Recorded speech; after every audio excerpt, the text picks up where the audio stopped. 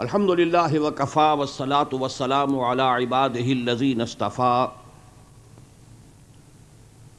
خصوصا علی افضلهم وخاتم النبیین محمد الامین وعلی آلہ وصحبہ اجمعین.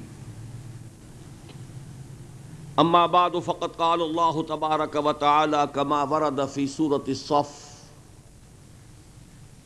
اعوذ باللہ من الشیطان الرجیم بسم اللہ الرحمن الرحیم. یریدون لیطفئوا نور اللہ بافواہہم واللہ متم نورہ ولو کرہ الکافرون. هو الذی ارسل رسولہ بالہدی ودین الحق لیظہرہ علی الدین کلہ ولو کرہ المشرکون. وقال عز وجل كما ورد في سورة النور: وعد الله الذين آمنوا منكم وعملوا الصالحات ليستخلفنهم في الأرض كما استخلف الذين من قبلهم وليمكنن لهم دينهم الذي ارتضى لهم وليبدلنهم من بعد خوفهم أمنا يعبدونني لا يشركون بي شيئا ومن كفر بعد ذلك فأولئك هم الفاسقون. صدق الله العظيم. رب اشرح لي صدري ويسر لي أمري واحلل عقدة من لساني يفقهوا قولي. اللهم ربنا ألهمنا رشدنا واعذنا من شرور أنفسنا. اللهم ارنا الحق حقا وارزقنا اتباعه وارنا الباطل باطلا وارزقنا اجتنابه. اللهم وفقنا لما تحب وترضى. اللهم وفقنا نقيم نظام الخلافة في باكستان اولا وفي كل العالم آخرا. آمین یا رب العالمین. محترم رفقائے تنظیم اسلامی، مہمانان گرامی اور محترم خواتین، آج جمعہ کا دن ہے. سید الایام حضور صلی اللہ علیہ وسلم کے قول مبارک کے مطابق تھوڑی دیر میں ہم نماز جمعہ ادا کریں گے. نماز جمعہ کی جو اہمیت ہے اس کے لیے صرف ایک حدیث کا حوالہ کافی ہوگا: من ترک ثلاث جمعات بغیر عذر لیختمن اللہ علی قلبہ. جو مسلمان 3 جمعے متواتر بغیر کسی عذر کے ترک کر دے، ایک حدیث میں تہاونن کے الفاظ بھی آئے، کسل کی وجہ سے، سستی کی وجہ سے، بے اعتنائی کی وجہ سے، عدم توجہی کی وجہ سے، عذر شرعی ہے تو اور بات ہے، اللہ تعالیٰ یقیناً اس کے دل پر مہر کر دے. اور یہ بدترین سزا ہے جو اس دنیا میں کفار کو دی جاتی ہے. ختم اللہ علی قلوبہم وعلی سمعہم وعلی ابصارہم غشاوہ. اس جمعے کی نماز کی اصل اہمیت خطبہ جمعہ سے ہے، ورنہ آپ کو معلوم ہے بقیہ 6 ایام میں اس جمعے کا وقت ظہر کا وقت ہے، اور ظہر کی نماز میں 4 رکعتیں ہیں فرض. اس نماز میں فرض رکعتیں 2 رہ گئیں، اور غالباً انہی کے قائم مقام ہونے کی وجہ سے 2 خطبے ہیں جو حضور صلی اللہ علیہ وسلم ارشاد فرماتے تھے. آپ کے خطبے طویل نہیں ہوتے تھے، مختصر خطبے، ما قل و دل. پھر بھی کیا وجہ ہے؟ اور آپ کوئی ضعیف، آپ نے آخری عمر تک بھی کوئی ایسا ذوف نہیں تھا کہ تھوڑے سے خطبے کے بعد تھک جاتے ہو. یہ جلسہ استراحت نہیں ہے. کیوں بیٹھتے تھے؟ حدیث موجود ہے حضرت جابر کی مسلم شریف میں، کان للنبی صلی اللہ علیہ وسلم خطبتان یجلس بینہما، آپ حضور صلی اللہ علیہ وسلم کے دو خطبے ہوتے تھے جس کے مابین آپ تشریف فرماتے تھے تھوڑی دیر کے لیے۔ میرے نزدیک اس کا سبب یہی ہے کہ یہ دو فرض رکعتوں کے قائم مقام دو خطبے ہیں، لیکن اس وقت اس حقیقت کی طرف توجہ دلانی ہے، وہ یہ ہے کہ اس خطبے کا مصرف کیا تھا۔ اسی روایت کے الفاظ یہ ہیں، یقرأ آیات من القرآن ویذکر الناس۔ خطبے میں حضور صلی اللہ علیہ وسلم کیا کیا کرتے تھے؟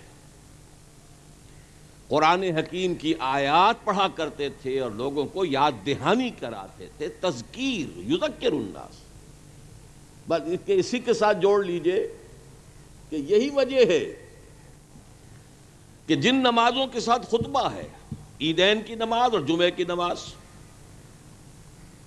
ان نمازوں میں حضور اکثر و بیشتر پہلی رکعت میں سورۃ الاعلیٰ، دوسری میں سورۃ الغاشیہ۔ کیوں؟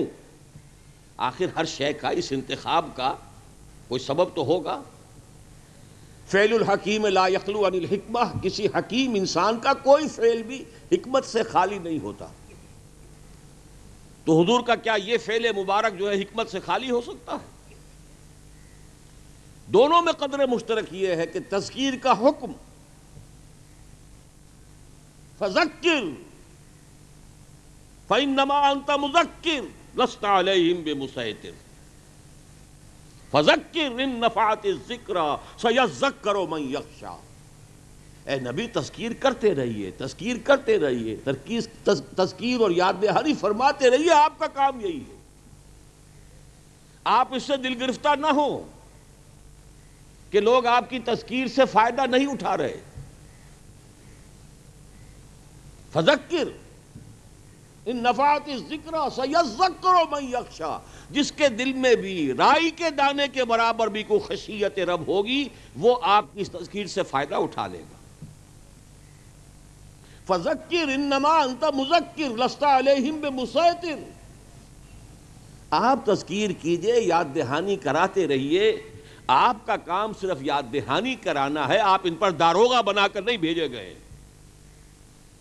ابھی میرے عزیز ساتھی جو کہہ رہے تھے کہ ہمارے ساتھیوں نے یہاں محنت کی، کوشش کی، اپنا وقت لگایا، ہماری یہاں کی اس وقت کی حاضری میں مقامی حضرات، واقعہ یہ ہے کہ بہت قلیل تعداد میں اس وقت تشریف لائے ہیں، تو دل پر ایک احساس ہوتا ہے کارکنوں کے، لیکن یہی احساس سوچئے کہ حضور کو ہوتا تھا صلی اللہ علیہ وسلم۔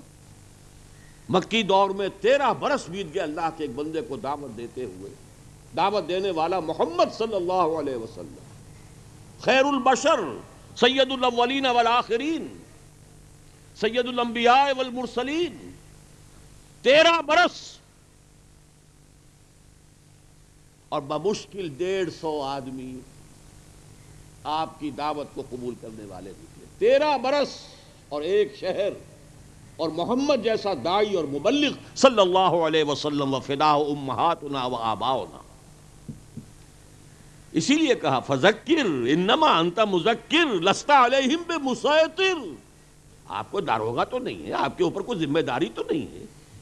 آپ سے یہ تو نہیں پوچھا جائے گا کہ انہوں نے کیوں نہیں مانا، یہ نہیں پوچھا جائے گا وہ کیوں نہیں آئے۔ مدنی دور میں تو البتہ جا کر ایسا بھی ہوا ہے، کیونکہ وہاں تو اب مسلمان تھے، جیسے بھی ڈاکٹر عبدالسمیع کہہ رہے تھے کہ ایک تو وہ ہے کہ جو مانتا ہی نہیں، ایک وہ جس نے مان تو لیا، لیکن جو ماننے کا نتیجہ نکلنا چاہیے اب اس پر عمل کرو، اسے آگے پہنچاؤ، اس کا بول بالا کرنے کے لیے سر دھڑ کی بازی لگاؤ، ورنہ ماننا چہ مانی دارد۔ والعصر ان الانسان لفی خسر الا الذین آمنوا وعملوا الصالحات وتواصوا بالحق وتواصوا بالصبر۔ اگر یہ نہیں کرتے ہو تو ماننا نہ ماننا برابر ہے۔ یہی وجہ ہے کہ حضور صلی اللہ علیہ وسلم کا ایک واقعہ یہ بھی آتا ہے، بالمومنین رؤوف الرحیم رحمت للعالمین، لیکن ان کے جذبات کا یہ عالم بھی ہوا ہے کہ آپ نے فرمایا جو لوگ نماز میں حاضر نہیں ہوتے میرا جی چاہتا ہے کہ اپنی جگہ کسی اور کو امام بنا کر کھڑا کر دوں اور خود جا کر ان کے گھروں میں آگ لگا دوں۔ کون کہہ رہے ہیں یہ؟ محمد الرسول اللہ صلی اللہ علیہ وسلم، رحمت للعالمین، رؤوف الرحیم، رقیق القلب، سراپا رحمت۔ لیکن یہ کہ گھروں میں آگ لگا دوں ان کے سمیت، تو اچھی طرح سمجھ لیجئے کہ اس جمعے کا اصل مقصد تذکیر۔ تو میں صرف آج یہ عرض کر رہا تھا الحمدللہ کہ اگرچہ ہمارے ہاں جب جمعے کی نماز ادا ہوگی تو صرف خطبہ مسنونہ ہی اس وقت پڑھا جائے گا، لیکن دو تقریریں آپ کے سامنے ایسی ہو چکی ہیں جو تذکیر کے اس مقصد کو کما حقہ پورا کر چکی ہیں۔ یاد دہانی کس بات کی کرانی ہے؟ یاد دہانی اللہ کی کرانی ہے، اپنی ذمہ داریوں کی کرانی ہے، شیطان سے بچنے کی کرانی ہے، یاد دہانی اسی کی تو ہے۔ پھر یہ کہ جو خطبہ مسنونہ ہے جس سے کہ حضور اپنے ہر خطبے کا آغاز فرماتے تھے، اس کا ترجمہ بھی سنا دیا گیا ہے۔ میرے نزدیک واقعہ یہ ہے کہ جمعے میں اس کی جو اصل اہمیت ہے وہ خطبہ جمعہ سے، اور خطبہ جمعہ کا اصل مقصد ہے تذکیر الناس، تو اس کا مقصد الحمدللہ کہ بتمام و کمال پورا ہو چکا ہے۔ اس لیے کہ بدقسمتی سے جب وہ خطبہ عربی میں ہوگا تو زبان یار من عربی ومن عربی نمی دانم، ہمیں تو کچھ پتہ ہی نہیں چلے گا کہ وہاں کیا پڑھا گیا، حضور کے الفاظ مبارکہ کے معنی کیا ہیں۔ تو جو اصل مقصد ہے وہ اس سے حاصل ہو گیا۔ لیکن دوسری بات آج کے بارے میں جو نوٹ کرنے کی ہے وہ یہ ہے کہ میرے آج کے اس خطاب جمعہ سے آپ کے شہر سکھر میں خطبات خلافت کا آغاز ہو رہا ہے۔ اس کے حوالے سے کچھ تاریخی حقائق ہیں جو میرے سامنے آئے اور میرے حافظے میں تازہ ہوئے ہیں، میں اس کے بارے میں کچھ باتیں عرض کروں گا۔ یہ خطبات خلافت، تحریک خلافت تو اگرچہ شروع کیے ہوئے ہمیں اب 4 سال ہو گئے، لیکن یہ کہ جو خطبات خلافت کا سلسلہ میں نے شروع کیا تھا پاکستان کے تمام بڑے بڑے شہروں میں یہ ہو چکا ہے، کہیں 3 کہیں 4، لیکن اس کا آغاز ہوا تھا خالق دینہ ہال کراچی سے تقریباً 2 سال قبل۔ اور خالق دینہ ہال کراچی جو بندر روڈ پر واقع ہے، یہ وہ جگہ ہے جہاں پہلی تحریک خلافت جو اس صدی کے آغاز میں چلی تھی اس بر عظیم پاک و ہند میں، اس کے جو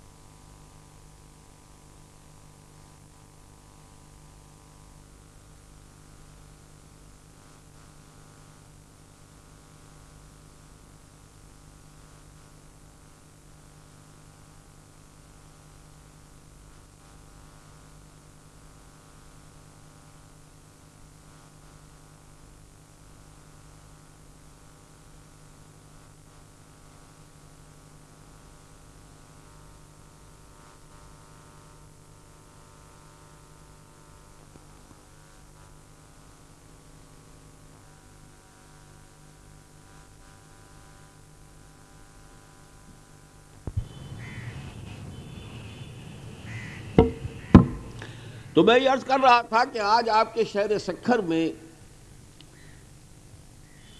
3 خطبات خلافت کے جس سلسلے کی پہلی کڑی کے طور پر یہ خطاب جمعہ ہو رہا ہے، اس کا آغاز ہوا تھا 2 سال قبل کراچی میں، اور کراچی میں خالق دینہ ہال میں، جہاں وہ جو تحریک خلافت اس صدی کے آغاز میں چلی تھی،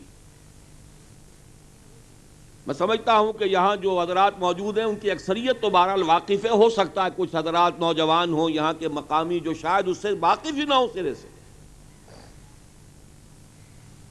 اتنی تحریک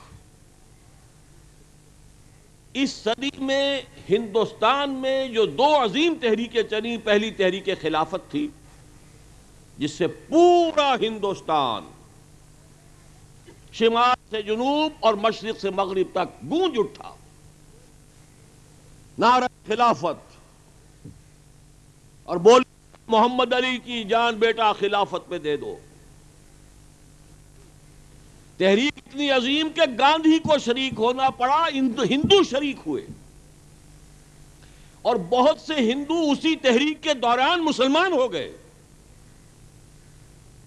اور میرا یہ گمان ہے کہ اگر وہ تحریک آگے چلتی، اگر مصطفیٰ کمال پاشا کے ہاتھوں اسلام کے دشمنوں نے خلافت ختم نہ کرا لی ہوتی، علامہ اقبال نے جس پر مرثیہ کہا کہ چاک کر دی ترک ناداں نے خلافت کی قبا، سادگی اپنوں کی دیکھ اوروں کی عیاری بھی دیکھ. مسلمان کے ہاتھوں خود مصطفیٰ کمال. اب تو صورت یہ ہو گئی کہ مدعی سست گواہ چست.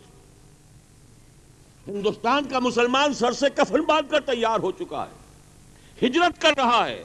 ہزاروں لوگ ہندوستان چھوڑ کر چلے گئے ہیں، افغانستان چلے گئے ہیں، ہزاروں جیلوں میں پھنسے ہوئے ہیں، اور وہاں ترک نے خود ہی اس خلافت کی قبا کو چاک کر دیا. اب کیا کریں؟ جیسے اوس پڑ جائے، مدعی سست گواہ چست. اور یہ کیوں ہوا یہ بھی جان لیجئے. مصطفیٰ کمال پاشا اگرچہ ایک عظیم مسلمان قوم ہے، ترک قوم اس کا لیڈر ہے، اس میں کوئی شک نہیں. بعض اعتبارات سے میں بھی اس کا احسان مانتا ہوں. اللہ تعالیٰ نے ترکی کے نام سے اگر ایک ملک بچا دیا پہلی جنگ عظیم کے بعد، اس کا سب سے بڑا کریڈٹ اسی کو جاتا ہے، ورنہ نام مٹ گیا ہوتا ترکی کا بھی. لیکن اس کے ساتھ ساتھ یہ بھی واقعہ ہے کہ وہ فری میسن تھا، یہودیوں کا اعلی کار تھا. لیکن اچھی طرح سمجھ لیجئے کہ اعلی کار ہونا مستلزم نہیں ہے کہ وہ جانتا بھی ہو کہ میں اعلی کار ہوں. ایک اعلی کار اور ایجنٹ وہ ہوتا ہے جو جان بوجھ کر ایجنٹ ہوتا ہے، شعور کے ساتھ ایجنٹ ہوتا ہے، سمجھ کر ہوتا ہے، کوئی مفاد حاصل کرتا ہے، کوئی تنخواہ لیتا ہے. ایک وہ اعلی کار ہوتا ہے. ایک اعلی کار وہ ہوتے ہیں کہ خود نخچیر کے دل میں ہو پیدا ذوق نخچیری، وہ سمجھ میں بڑا کام کر رہا ہوں، حقیقت میں کسی کا اعلی کار بن گیا ہو. ایک اعتبار سے ہمارے افغان مجاہدین بھی اعلی کار بنے ہیں امریکہ کے. اب تک کا جو نتیجہ ہے وہ تو یہی ہے.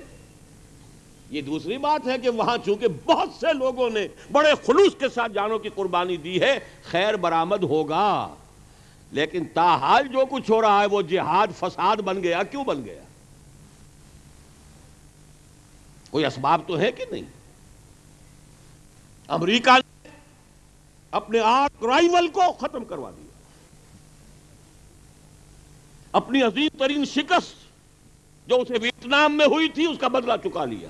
سوویت یونین سے اس کے دھجیاں بکھروا دی. لیکن کیا ہمارے مجاہدین اس کو جانتے تھے؟ نہیں، معاذ اللہ، یہ بات صحیح نہیں ہے.